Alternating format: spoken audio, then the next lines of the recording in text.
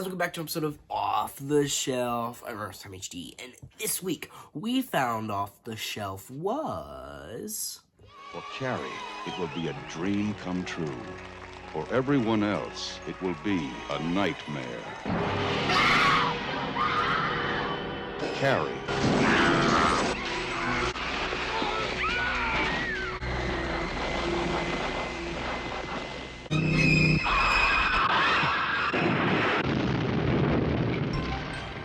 If you have a taste for terror, you have a date with Carrie. Carrie, released in 1976. This film is an adaptation, the first ever Stephen King adaptation of Stephen King's first ever published novel of the same name. It is starring, it was Sissy Spacek, Piper Lauren, and a small supporting role from John Travolta. This film is, of course, a horror classic. This is a classic, absolutely legendary horror film directed by the great Brian De Palma. Now, this film, I think, is honestly really, really good. Really good. I really enjoyed it. I'd actually never seen it before this. Yeah, I know I'm a fraud. I'd never seen Carrie. But one thing I really liked about it is how, like, it's a lot of build-up. You know, the film isn't, like, you know, it's kind of slow. Even though it's only a 98-minute long movie, it's kind of, like, it's a slow build-up to the final climax, you know, where she just snaps and then fucking just kills everybody, right? I really like how, like, you sympathize with her, right? Because obviously she's weird and... you know, she's kind of a fish out of water, kind of a black sheep, but it's like she doesn't mean to be this way because it's because of her mother who kind of shelters her. She kind of like protected her, but she's like this crazy religious zealot, and she just like, it's all about Jesus, praise Jesus, all that. And she's the reason Carrie is as weird as she is, right? And it's just, like, the mother is, like, really good because, like, the actress that's playing her is just so crazy and so good. And it's great because she's, like, acting at 110%. Well, everybody's acting at, like, a decent, like, 100%. I think Carrie's acting really well, like, her actress, really good. I think it was Sissy. Sissy, imagine that being your name. But, yeah, Sissy's acting really good, but Piper... she's really good. Like, it's insane. Like, she's, like, really what makes the film, like, a horror movie, because she's just crazy 110%, as I said. And one thing I kind of like about, like, their house, it kind of looks like a church, you know, with, like, the archway at the front of the house. I like that. I think that's a nice little bit of symbolism.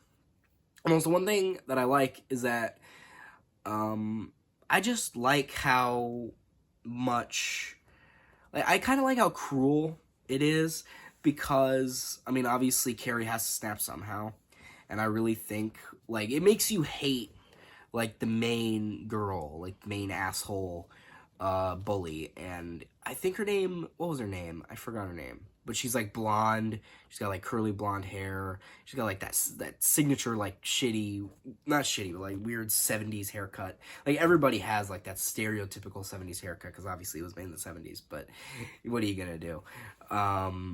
But I really think, like, she's really hateable, and I like that, because she's, like, the antagonist. Well, the mom is also more of, like, the main antagonist, but, like, they're kind of shared. It's kind of hard to say, but I really do like how, like, Carrie just, at the end, like, the climax is the best part, because, I mean, it's the most iconic part of the movie, you know, with, like, her covered in blood and just kind of walking around using her telekinetic powers to, like, cause mayhem. It's really good, and one thing I really like is how the blonde hair asshole girl, she's trying to run over Carrie at this point.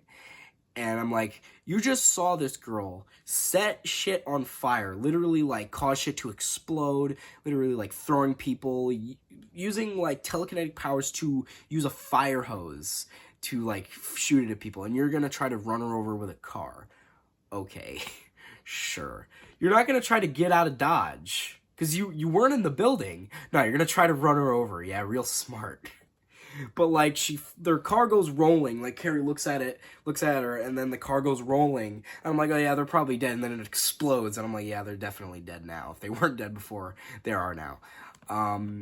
So the car explodes, and then obviously she goes back to her house, and then she gets into a fight with her mother, and her mother tries to kill her, and then she actually like pins her up to the wall. Like there's like a statue in a closet that she like the mom forces Carrie into, and she's like in the same position as the weird Jesus statue, and there's like arrows in his chest, and like the knives are like in the same position with the arrows. It's cool. I like that. So then after all that happens, she grabs her now dead mother and then goes into the closet, and then there's like a whole point in like where her house is like being destroyed, and it's kind of getting sucked into the ground. Now it kind of leaves it up to interpretation, as if, are they like being dragged to hell or something like that, or is it just like Carrie's rage and her powers like getting out of control to the point where literally she's just destroying everything, and like all of her powers are like going in on itself, and it just like just goes down. It kind of leaves it up to interpretation. And the ending also I really like, because like the survivor of it, Sue, who actually didn't have anything against Carrie. Actually, she didn't, and she didn't know. Well, actually, she's what got Carrie into the prom, and she unknowingly set her up for the like pig blood prank, but she didn't know.